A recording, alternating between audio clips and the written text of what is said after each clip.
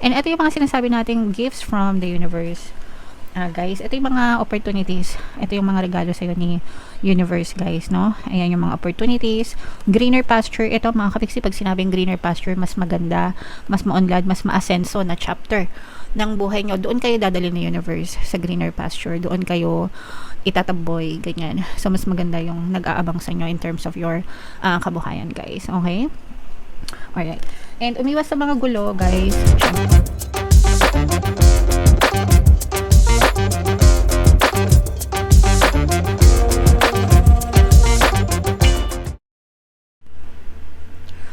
Hello guys, hello Sagittarius, welcome back to Pinay Pixie Tarot. Ang pamagat ng episode natin for tonight is Chinese New Year kapalaran, guys, para ngayong 2026. Yung Chinese New Year natin ngayong taon, guys, ay sa February 17, mga kapiksi. So ang reading na to ay simula sa period na yan, guys. Ito, guys, unahin natin to. Ito yung mga angel messages para sa inyo. So, unang-una, mga regalo, guys, no? I-expect nyo na may mga magagandang aginaldo sa inyo sa universe para ngayong taon ng 2026. Itong mga aginaldo na to, guys, ito yung mga dreams mo, mga pangarap mo na pinagdadasal nyo sa buhay. Kailangan palagi kayong receptive, guys. Ibig sabihin, pag nagdasal kayo, i-expect nyo, no, na dadating siya. I-expect nyo na sasagutin yung dasal nyo. I-expect nyo na ibibigay siya sa inyo ni universe. Huwag kayong maatat kung kailan. Hindi nyo trabaho na alamin kung kailan at paano siya ibibigay sa inyo ni universe. Ang trabaho nyo is i-declare nyo kung ano yung mga gusto nyo. Okay? And then you have to align your energy. You have to align yourself, yung mga ginagawa mo, dun sa energy ng desire mo, hanggang sa dumating siya sa buhay nyo, guys. No? So, you have to expect. Yung iba, sinasabi nila, ayokong mag-expect kasi ayokong masaktan. Okay? So, if you're not expecting for it, mga kapiksi, ibig sabihin, hindi ganun yung fate mo. No? You don't believe at all na ibibigay siya. In the first place, bakit ka pa nagdadasal? Kung hindi mo naman ine-expect na sasagutin siya. Kung hindi mo naman ine-expect na ibibigay siya sa inyo. Okay?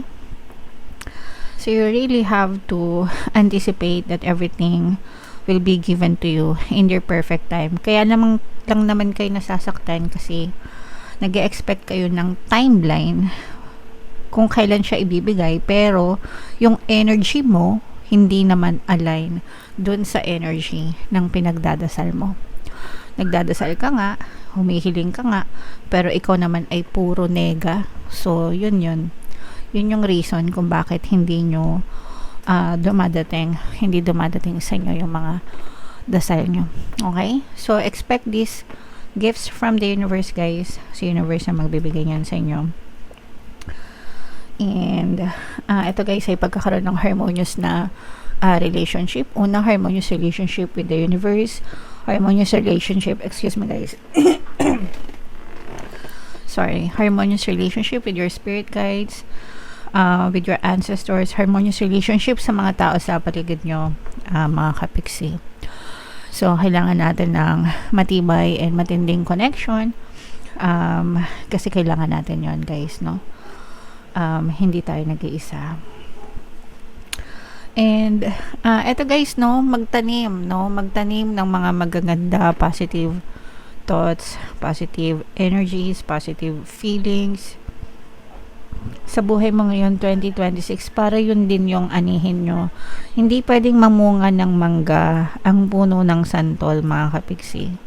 Hindi ka pwedeng makakita ng positive na resulta kung ang tinatanim mo sa isip mo, kung ang energy na binubuhay mo sa buhay mo ay negative. It doesn't work that way, guys, no? Kung gusto niyo magbago yung buhay niyo, maging maganda, maunlad, maasenso, requirement ang pagiging positive, guys. Alam ko yung iba sa inyo, especially kung matagal na kayo nanonood sa channel natin, siguro suyang-suya na kayo, guys. Sawang-sawa na kayo sa kakapaalala ko na think positive, no? Be positive. And because that's the only way to go, guys. para mabago yung buhay. Hindi naman para sa akin yun eh. Para sa inyo yan. 'Di ba? Aanihin ko yun. Positive na ako mga kapiksi. No? Dalawa lang yung rule ko sa buhay. Maging positibo and maging consistent sa pagiging positibo. Sinasabi ko yan para sa inyo, guys. Para kayo mismo makapagbago ng pamumuhay nyo. So, magtanim ng mga positibong bagay sa buhay nyo para positive din yung anihin nyo for 2026. Okay? Alright. So, ito naman guys, tingnan naman, ito i-mind-mind nyo na itong mga aguinaldo from the universe, harmonious relationship.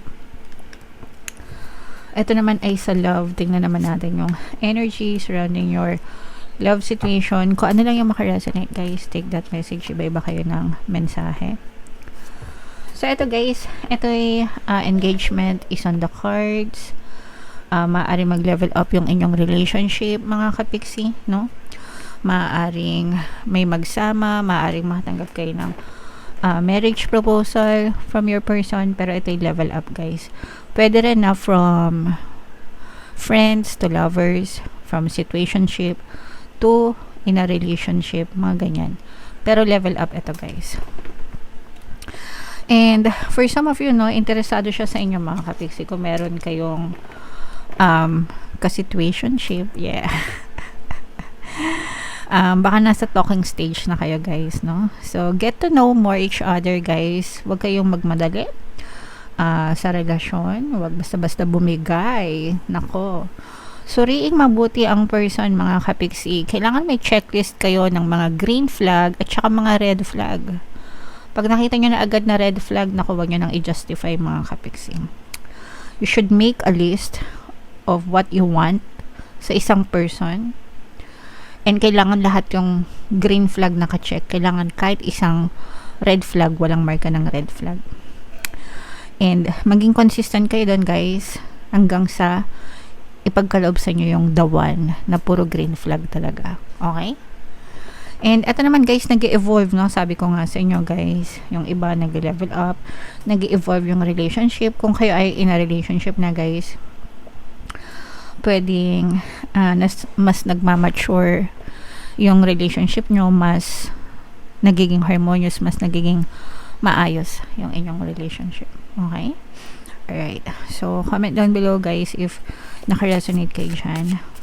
So, shuffle natin to. Hanapin natin yung energy ng Sagittarius guys. Habang sinashuffle ko to, panoorin nyo muna yung video natin regarding sa ating paano mag-manifest ng abundance video card. Kapiksi, sawa ka na ba sa mga struggles at hirap sa buhay mo? Masipag ka ba at masikap sa buhay ngunit hindi ka pa rin umaasenso? Ilang beses ka na bang nag-attempt mag-negosyo at mag-invest pero palagi ka pa rin nalulugi? Sa pagkakataon na ito ay maaaring may subconscious beliefs ka na nagiging balakid sa iyong pag-unlad at pagyaman. Introducing, paano mag-manifest ng abundance video course. Dito ay matututunan mong ma-overcome ang mga balakid mo para tuluyan ka ng umunlad, umasenso, sumagana, maging matagumpay, successful at maswerte sa iyong kabuhayan, pera, trabaho, negosyo, salapi at kaperahan ng bonggang-bongga. Dali, mag-send na ng email sa pinoypixie@gmail.com at simulan na ang iyong pagyaman ngayon. Alright, so sa lahat ng gustong mag-avail ng course guys, meron tayong paano mag-manifest ng abundance video course, paano mawala ang third party at magkaroon ng harmonious na relationship, paano pabalikin si ex, revise breakup. Sa mga interesado guys, mag-send lang kayo ng email sa pinoypixie@gmail.com. And sa mga naghahanap ng pamaswerte na lucky charms or bracelet guys sa Venturin tsaka Citrine, ito may makikita kayo link sa description box. Available na guys yung ating money shaker jar. Pampaswerte din yan mga kapiksi. Sa mga gusto mag-avail, mag-send lang kayo ng message sa WhatsApp ko. So, Sagittarius kayo ay represent ng Queen of Wands, mga kapiksi. Ito, this is both positive and negative, guys. For some of you, parang merong cycle na paulit-ulit na nangyayari. Ito'y parang merong sakit ng ulo. Yung iba sa inyo, guys, literal, no, na baka nagkakaroon kayo ng mga migraine, guys. So, make sure na magpatingin, no? Kasi kapag signal ng katawan nyo yan, kapag may masakit sa inyo, ibig sabihin nagme-message yung katawan mo na there's something wrong with you. So kailangan nyo magpatingin sa mga doktor, manggagamot para mabigyan kayo ng karampatang lunas mga kapiksi. For some of you naman, ito merong paulit-ulit na nangyayari sa buhay nyo, sitwasyon na walang closure. At saka again, sabi ko nga paulit-ulit. So, kailangan mong putulin itong pattern na to, guys, kasi kapag hindi mo to pinutol, dala-dala mo pa to ngayong 2026 and magsasuffer ka pa rin. Dahil dyan. So, kailangan mong putulin yung pattern yan. Kailangan magkaroon ng closure. Kung meron kang kailangan kausapin mo, magkaayos kayo para hindi na maulit itong mga sitwasyon na to, mga kapiksi. Okay? Alright. Eto guys, kung mararamdaman nyo, ito yung pag-angat, pag-unlad, pag-asenso, guys, no? So, talagang nahahatak nyo, guys, no?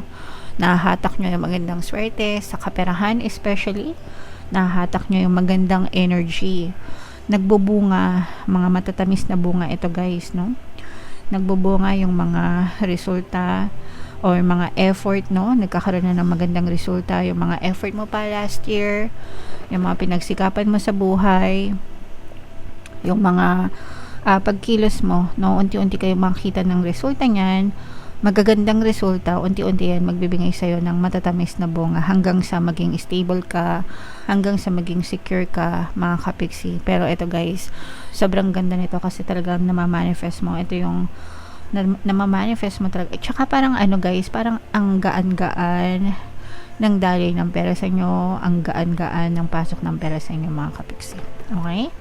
So yeah, i-mind nyo na yan, mga matatamis na bunga na yan guys, manifestation. And ito guys, habang ito guys, this is loyalty, especially dun sa relationship nga, no?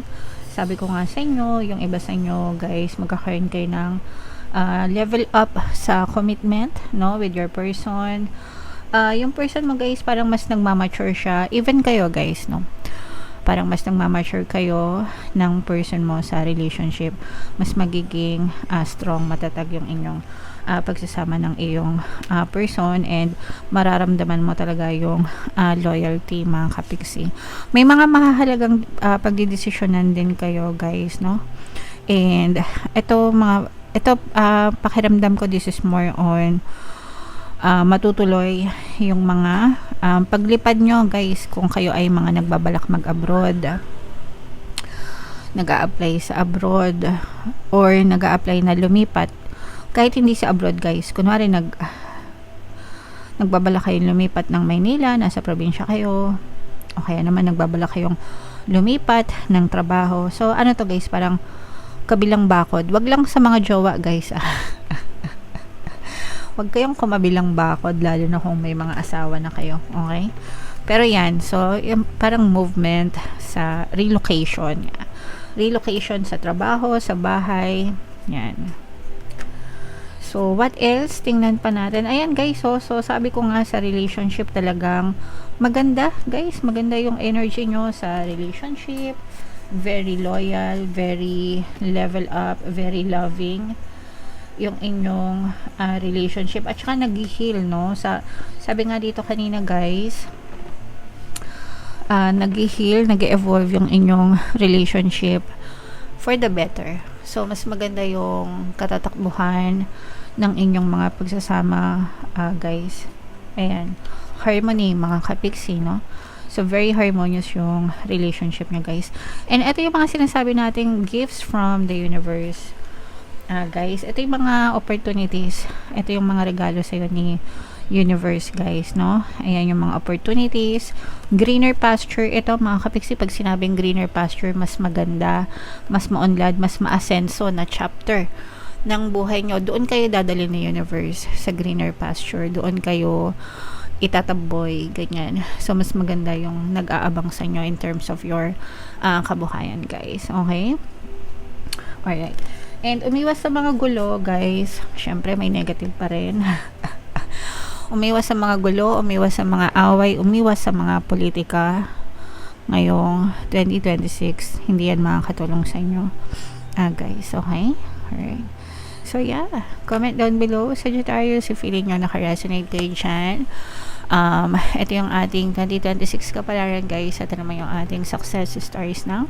Paano mag-manifest ng abundance video course. Click here to subscribe guys. Thank you for liking, sharing, and subscribing. See you next time. I love you all. Have a nice day. Bye-bye.